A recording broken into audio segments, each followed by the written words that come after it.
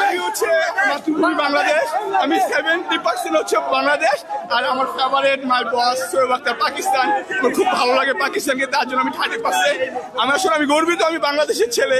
আমাদের বাংলা টাইগাররা যেভাবে অসাধারণ পারফরমেন্স, পরপর 2টা ম্যাচ যেভাবে জিতেছে, আমরা প্রত্যাশী থার্ড ম্যাচ আমরা জয়ী হয়ে আমরা হোয়াইট ওয়াশ করবো পাকিস্তানকে ইনশাল্লাহ। বাঙালিরা যেভাবে চলছে এভাবে যদি প্রতিটা ম্যাচই হতে পারে, বাঙালিদের ভবিষ্যৎ অনেক ভালো হবে। পরের ম্যাচও কি এই পাশের পতাকাটা থাকবে না, পরের ম্যাচে আমি আর রাখবো না, কারণ পরের ম্যাচ যদি আমি আসি, এটা জাস্ট আমার একটা ইচ্ছা ছিল। তাই আসলে এটা পাকিস্তান আমার কাছে